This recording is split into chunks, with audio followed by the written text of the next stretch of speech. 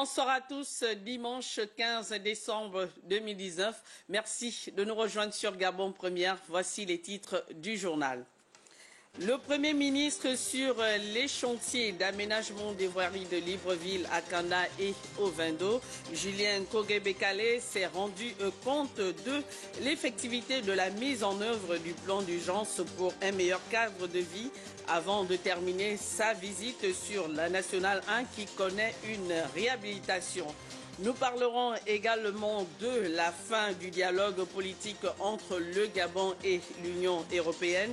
Les deux parties ont mis en place un groupe de travail pour mieux discuter des questions liées aux droits de l'homme, aux libertés fondamentales, à la gouvernance démocratique et aux élections. Le sport taekwondo sera aussi de la partie avec la passation de grade des pratiquants du club Elite Academy. Bienvenue dans ce journal. Tout d'abord, les travaux d'assainissement et d'aménagement des voiries des communes d'Akanda, Libreville et Ovendo ont reçu une visite d'inspection du Premier ministre, Julien Kogue-Bekale, qu'accompagnaient les ministres en charge des travaux publics, sont allés s'imprégner de la qualité des travaux effectués sur le terrain. On fait le point avec Lariska Laure Mamingue, Bertin Osaga. Très préoccupé par la question de la propreté de la capitale gabonaise qui constitue la vitrine du pays, le président de la République Ali Bongo Ondimba a instruit Julien Kogue-Bekale à faire le tour des communes de Libreville, Akanda et Ovendo pour contrôler les initiatives des maires visant à améliorer le cadre de vie des populations. Le chef de l'État souhaite que les collectivités locales, les mairies s'impliquent de plus en plus et soient de plus en plus responsabilisées dans l'amélioration du cadre de vie de nos compatriotes. Nous sommes là pour encourager les mairies. Nous sommes là pour aussi les contrôler. Parce que l'État met des moyens, pas suffisants bien sûr, mais le peu de moyens que l'État met, l'État souhaite que ces moyens soient utilisés à bon escient. Nous sommes également venus encourager les PME gabonaises qui sont mises à contribution. Et en fait, nous sommes satisfaits de cette tournée et nous pensons que les Gabonaises et les Gabonais, les Librevilloises, Librevillois, Ovendoises, Ovendois, Akandaises, Akandais passeront les fêtes de fin d'année dans de meilleures conditions. À noter que dans quelques jours, Libreville va abriter un sommet de la CEAC où plusieurs chefs d'État de la zone sont attendus. Il est donc plus que nécessaire que la première ville du Gabon soit vêtue de sa plus belle robe. Une visite d'inspection qui a notamment conduit le Premier ministre et son équipe sur le chantier de la Nationale 1. Cet axe vital pour le Gabon a connu une forte dégradation qui est en phase de connaître son épilogue avec le démarrage effectif des travaux. On retrouve Lariska Laure Mamingue et Bertin Osaga. Entre les PK 59 et PK 80 sur la Nationale 1, c'est invivable depuis quelques semaines. Le réseau routier s'est considérablement dégradé, occasionnant des troubles de la circulation des personnes et des biens. Le Premier ministre et chef du gouvernement a, sur instruction du chef de l'État, effectué une visite de chantier pour vérifier l'effectivité des travaux de réfection de ce tronçon. Et je suis venu moi-même constater déjà le début des travaux. Et les entreprises choisies et retenues, Colas en l'occurrence, s'installera dès demain et commencera les travaux. Quand il y a des travaux comme ça, il y a de la perturbation. Donc on ne peut pas vouloir une chose et son contraire. Le gouvernement a décidé de régler cette question de la route. Il faut que les usagers comprennent et accompagnent le gouvernement et les entreprises qui vont travailler à être un peu patients. C'est donc près de 15 km de linéaire, dont 9 bourbiers, qui sont concernés par une intervention rapide. Durée des travaux, 3 mois. Ariser des fossés et parallèlement, rapidement traiter les points noirs les plus importants, les zones les plus déformées, les plus boueuses, pour pouvoir rétablir rapidement un trafic, même si c'est dégradé, mais un trafic un peu plus facile que ce qu'on a vu aujourd'hui. Au cas par cas, on va mettre les matériaux et les structures nécessaires pour traiter durablement les problèmes. On a commencé d'abord par les travaux de déviation et après on a d'abord passé par presque 5 jours rien qu'à tirer les véhicules qui s'embourbent. Après, on a eu le matériel nécessaire. Nous sommes arrivés à absorber ce point noir-là. Accompagné des membres du gouvernement en charge des travaux publics, Julien Kogue-Bekale a réaffirmé la ferme volonté du président Ali Bongo Ondimba de voir les questions d'infrastructures routières réglées une bonne fois pour toutes Pour l'heure, un plan d'urgence partant du 5 décembre 2019 au 5 janvier 2020 a été mis en place. Et suite à la demande d'audience introduite au cabinet du ministre des Transports, de l'Équipement, des Infrastructures et de l'Habitat par le syndicat libre des transporteurs terrestres du Gabon, audience relative aux plaintes exprimées par l'ensemble des transports urbains, sururbains et interurbains sur l'état d'une grande partie des axes routiers, particulièrement la coupure observée au PK 80 sur l'axe Ntoum-Kango. Le ministre des Transports, de l'Équipement, des Infrastructures et de l'Habitat informe l'ensemble des syndicats routiers regroupés au sein du SIDLEG de ce qui les convie à une séance de travail à son cabinet demain, lundi 16 décembre à 9h précises. La suite du journal en images, les voiries secondaires de la commune d'Ovendo connaissent également une amélioration. Le vaste chantier de réhabilitation initié par le bureau du conseil municipal de Vendo affiche déjà ses premiers résultats. Arnaud Mbabekoum, Francis Ifunda, reportage. Le vrombissement des niveleuses est perceptible et pour cause, la municipalité de Vendo a décidé de procéder aux travaux de reprofilage de certaines voies secondaires endommagées et occasionnant des embouteillages. Ces travaux consistent à donner une couche de roulement pour permettre aux usagers de circuler parce que cet endroit était complètement endommagé et ça causait beaucoup des embouteillages. Donc au niveau de la mairie, nous sommes mobilisés pour essayer un peu de soulager les usagers en faisant d'abord ces travaux provisoires en entendant que le gouvernement nous aide à réparer cette voie. Donc nous avons la voie d'Aoungu, nous avons la voie d'Alinakiri et également celle de la SNI. Des travaux d'aménagement qui non seulement rentrent dans le cadre de l'embellissement de la commune de Ovendo, mais surtout ils s'inscrivent dans la politique d'une mairie qui place le bien-être des Ovendois au centre de son action. Les populations sont contentes pour l'action posée par la mairie en faveur de nos populations. Et nous disons aussi merci aux très hautes autorités parce qu'il faut le dire, ce sont eux qui nous encouragent et qui nous soutiennent. Merci à Monsieur le Président de la République, merci au Premier ministre, chef du gouvernement, et tout en rassurant les populations que le Président à l'écoute, il connaît les problèmes des populations que nous sommes et il a dit qu'il fera toujours, il donnera toujours le meilleur de lui-même pour répondre aux attentes des populations gabonaises que nous sommes. Exécutés en 48 heures seulement pour soulager le calvaire des usagers, ces travaux ont été initiés par le bureau du conseil municipal d'Ovendo avec l'appui d'un partenaire économique pour une ville d'Ovendo reluisante en toute saison et en toutes circonstances. Le projet de construction d'une deuxième voie ferroviaire au Gabon, un projet que le nouveau ministre des Mines a trouvé sur sa table. Pour concrétiser ce projet, Vincent de Paul Massassa, assisté de Léon Bonda Balondi, ministre des Transports, ont eu droit à la présentation de ce projet. Reportage Jean de Dieu Ogoms Ngombi, Jean-Pierre Moussouami, d'Etimboué. Du gaz, des hydrocarbures et des mines par le ministre gabonais des Transports, Léon Balondi, les dirigeants de la société chinoise Crige International, basée à Beijing en Chine, sont allés présenter au ministre des Mines, Vincent de Paul Massassa, le projet de construction d'une deuxième voie ferroviaire au Gabon. I'm very happy to meet the Ministry of Mines and Ils sont intéressés pour la construction de la nouvelle d'une seconde voie ferroviaire, puisque la ligne existante actuellement ne peut pas couvrir le transport total des mines, puisqu'il y a beaucoup de mines, et 51% de l'économie gabonaise vient de la voie ferrée. Donc ils veulent voir dans quelle mesure créer une deuxième voie, et ils ont les moyens de leur politique.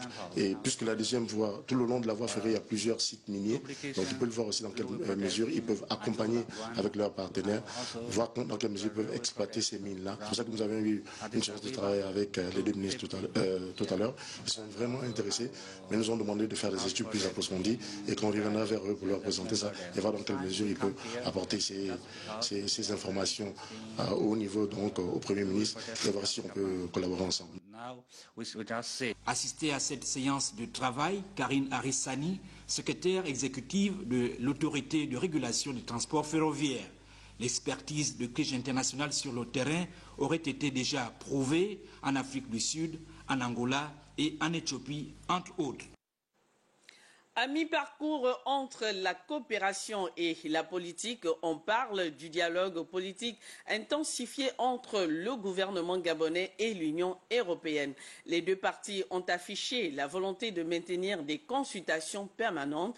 Un groupe de travail a d'ailleurs été mis en place pour faciliter le dialogue. D'autres précisions avec Charles Obamondo, Syriac Harris. Le ciel est désormais dégagé dans les relations entre le gouvernement gabonais et l'Union européenne. Pour des négociations engagées en 2016, interrompues en 2017 et reprises de manière intensifiée en 2019, les deux parties, au terme des discussions, ont affiché leur détermination quant aux réponses à donner sur les questions de bonne gouvernance et de démocratie, objet du dialogue. Les parties ont confirmé leur engagement à œuvrer ensemble avec les Nations Unies et sur le financement de l'Union européenne au renforcement des capacités de la Commission nationale des droits de l'homme, des réseaux des organisations de la société civile et du ministère de la Justice pour conduire des enquêtes en cas de violation alléguée des droits de l'homme. Les deux parties sont convenues de l'importance de remédier à la question récurrente des détentions irrégulières et notamment des détentions préventives au-delà des délais légaux. Bruxelles et Libreville s'en félicitent largement au regard de la profondeur des engagements pris, de la sincérité et de la convivialité ayant ponctué ce tour de table. Nous pourrons nous réjouir de ce que Bruxelles a pu constater, que nous avons bien avancé et que nous avons pris des engagements et qu'on peut maintenant finir avec le dialogue politique intensifié pour ouvrir un dialogue politique normal dans le cadre de la relation entre le Gabon et l'Union européenne. Mais je vais insister, entre le Gabon et les États membres également. Notre intérêt, c'est parce que, évidemment, nous sommes une institution qui se base aussi sur des principes et valeurs de droits de l'homme et démocratie. Le dialogue a été entamé après les élections de 2016 et les violences de 2016. Le communiqué de presse précise en dernier ressort que le Gabon et l'Union européenne s'assurent de la mise en œuvre des accords et de la poursuite des négociations dans le cadre d'un groupe de travail établi à cet effet. À suivre dans nos programmes de ce soir, l'intégralité de la communication de l'ambassadeur de l'Union européenne au Gabon. Le groupe Total Gabon honore ses agents par l'entremise d'une cérémonie de remise des médailles. La plupart des bénéficiaires exercent dans cette entreprise depuis 10 ans, 15 ans et 30 ans. Reportage Magui Zanan, Arnaud Mengue. Après avoir totalisé plus de 10 ans de bons et de loyaux services au sein de Total Marketing Gabon, plusieurs agents de cette société ont reçu des médailles du travail pour encourager leur abnégation. À vous remercier pour votre contribution au quotidien et depuis ces 10, 15, 20, 30 ans au sein de Total. C'est vraiment tout à votre honneur et encore une fois pour le bien de la société et surtout de nos clients, de nos partenaires, de l'ensemble de l'écosystème dans lequel nous évoluons. Honorés par cette distinction, les récipiendaires ont exprimé leur reconnaissance. Vous-même, vous le voyez, que ça fait longtemps, 30 ans, c'est pas 30 jours. Je suis très contente d'être et fière d'avoir passé 30 ans dans une même société. Mais ça n'arrive pas souvent. Donc il y a eu des marées, des vents, des marées, j'ai lutté, j'ai été le roseau. Le sentiment qu'il a eu, c'est un sentiment de joie.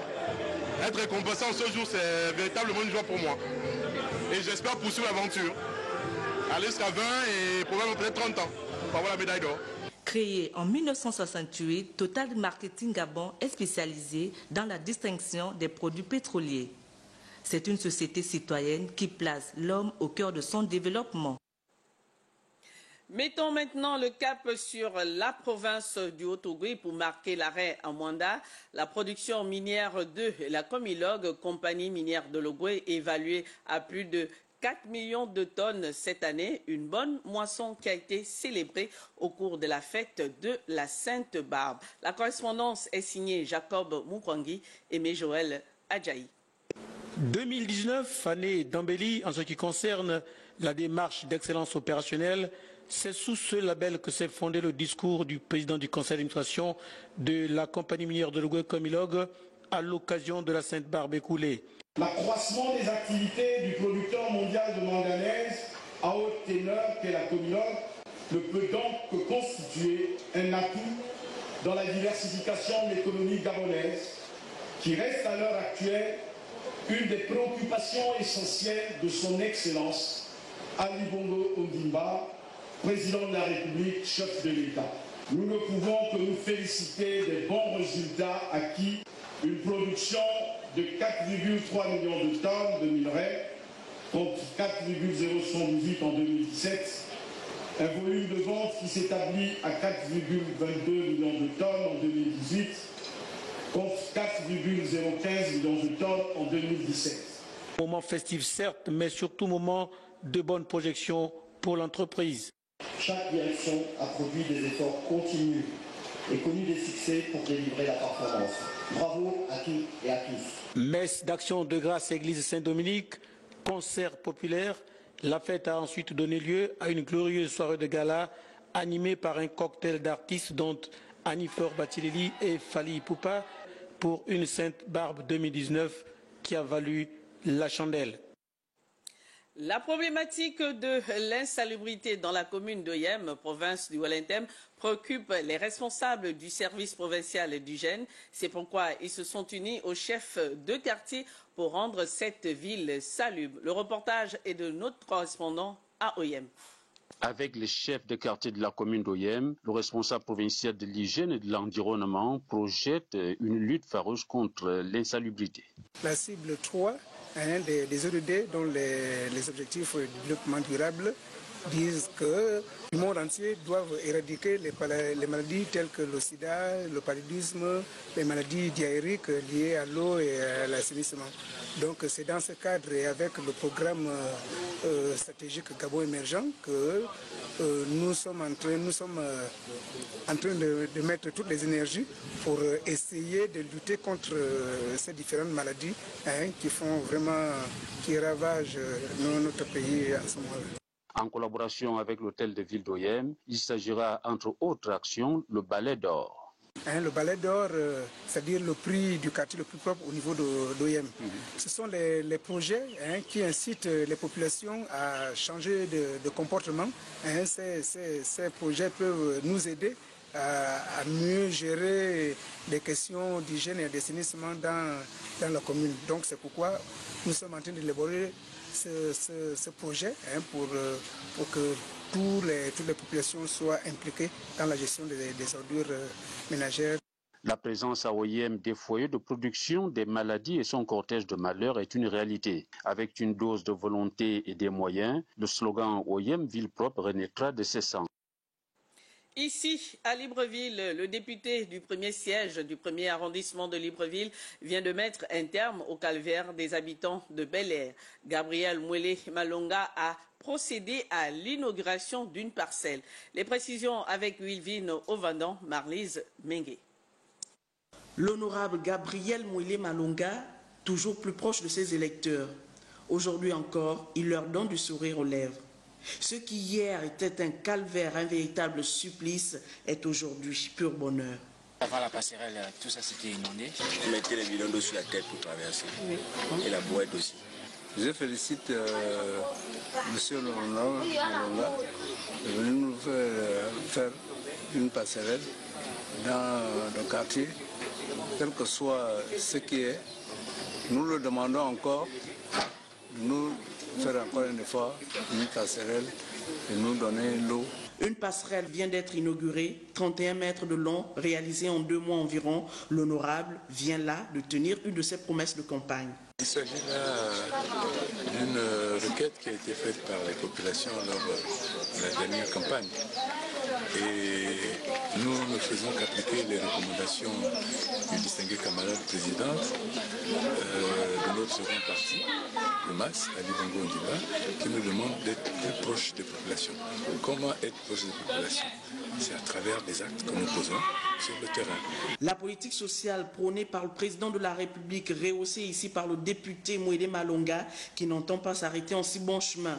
Prochain chantier, adduction en eau potable et électricité pour toutes les populations du premier siège du premier arrondissement de la commune de Libreville. C'est donc une passerelle qui a été offerte aux populations du premier arrondissement de Libreville par l'honorable Gabriel Mouélé Malonga. Autre lieu, autre inauguration, l'association Top Science a désormais un nouveau siège. Un siège inauguré ce matin et qui porte le nom d'un célèbre mathématicien gabonais, Biban Ngomo. Reportage Charles Obamondo, Michel John Boudéan. Baptisé du nom d'un célèbre mathématicien gabonais, Biban Ngomo, un homme qui a su démystifier et dompter les mathématiques, matière réputée redoutable pour la plupart des élèves des lycées et collèges.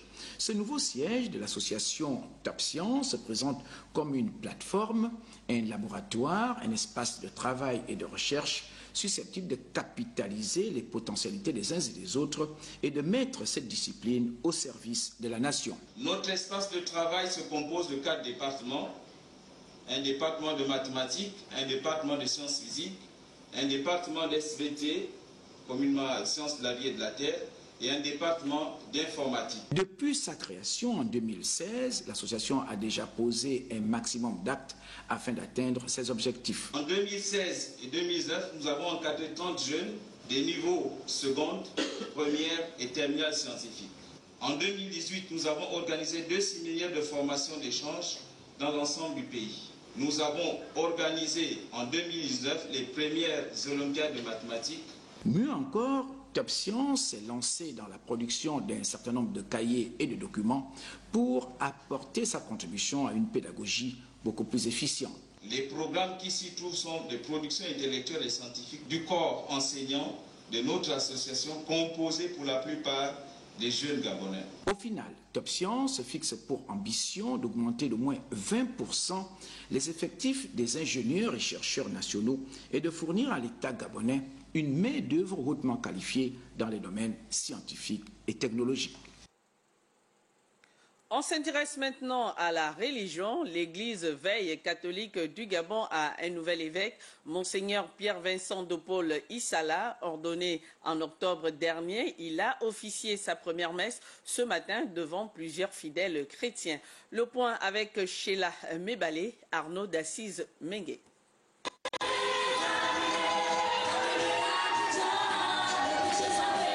Consacré évêque métropolitain, Monseigneur Vincent de Paul Issala de l'Église apostolique Veille catholique a célébré sa première messe.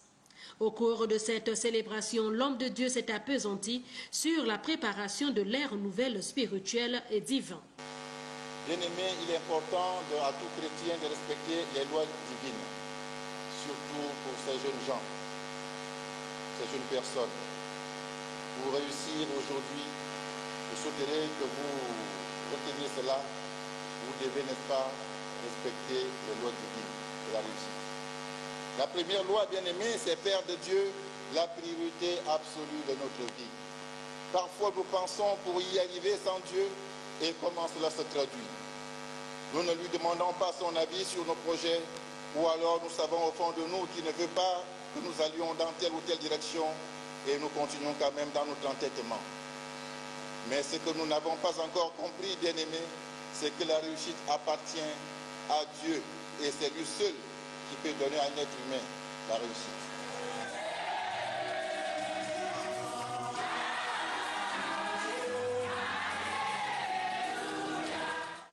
Il faut noter que l'Église apostolique Veille catholique est une église qui rassemble des chrétiens restés fidèles à l'esprit pur de l'Évangile en maintenant la foi catholique tout en respectant les aspirations actuelles de chacun. Pendant ce temps, les chrétiens de l'église Seigneur Jésus-Christ célébraient la fête de la moisson. L'objectif de cette célébration est de rendre grâce à Dieu pour les bienfaits. Compte rendu Armel Baoulé et Bilogué, Arnaud d'Assise Mengue. À l'église du Seigneur Jésus-Christ Brotherhood International, section Gabon, située dans le premier arrondissement de Libreville, les chrétiens se sont retrouvés autour de leur apôtre Fiadonou Donaldson pour célébrer la fête des cultures à travers des supplications, des prières d'intersection et des chants, tout un symbole biblique. Le culte de la moisson symbolise le jour de réjouissance, le jour de témoignage, le jour de reconnaissance de toutes les grâces que Dieu nous a accordées durant toute l'année. Donc là, nous sommes venus témoigner notre reconnaissance envers l'Éternel, pour donner à Dieu, afin que nous puissions récolter la bénédiction en retour. Avec les fruits de leur travail, la fête des moissons, cette année a été une occasion pour prier à l'intention de la nation gabonaise, d'où ce message de l'homme de Dieu. Nous avions tous besoin de la paix. Sans la paix, on ne peut pas évoluer. Donc nous demandons qu'en ce moment que nous traversons, le Gabon traverse, ou bien tout le monde traverse, nous avions besoin de l'intervention de Dieu. À l'orée d'une nouvelle année, le peuple de Dieu, invité à la table du Seigneur, a partagé le repas de l'amour entre les fidèles au cours de cette journée dominicale. Du sport taekwondo pour la fin de ce journal. Les amoureux de cet art, notamment ceux du club élite académique, se sont distingués avec le passage en grade. Reportage Charles Ogoula, Gérard Mindou. Près d'une centaine de jeunes âgés de 3 à 14 ans en examen pour vérifier l'assimilation des notions de base du taekwondo. Je connais jusqu'au 7e Puntsé. Sauf que le 6e, je ne connais pas encore bien. Je suis sûr de passer ceinture bleu, bas rouge. Une satisfaction générale pour la direction technique au regard des résultats obtenus. C'est le premier passage de grade de l'année. On en a 2 dans l'année. C'est la reprise des fondamentaux de l'année dernière et d'autres petits rajouts du début de l'année jusque là en fin de premier trimestre. On a travaillé, le résultat il est là et on espère encore aller un peu plus loin. Le club de taekwondo Elite Academy souhaite garder le cap de la formation. Pourquoi il y a cette section enfants?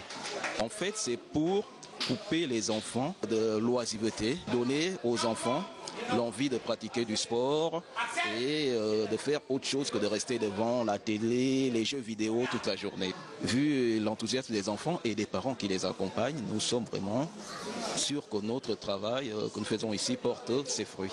Et certains qui sont sortis de ce club, qui prennent part à des compétitions au niveau international, notamment au tournoi de Paris. Dernièrement, il y a un élément du club qui y a participé. Présent depuis une dizaine d'années, Elite Academy comporte une section enfants et une autre réservée aux adultes. Et c'est la fin de cette édition d'information. Merci de votre attention. Prochain rendez-vous avec l'actualité, 23h, Cyril Bertrand Galéco. Demain, 13h, Sheila Mébalé. Et à 20h demain, retrouvez Patricia Lydie Moulet. Chapeau à toute l'équipe d'antenne et de coordination. Moi, je vous dis au revoir et à très bientôt sur Gabon Première.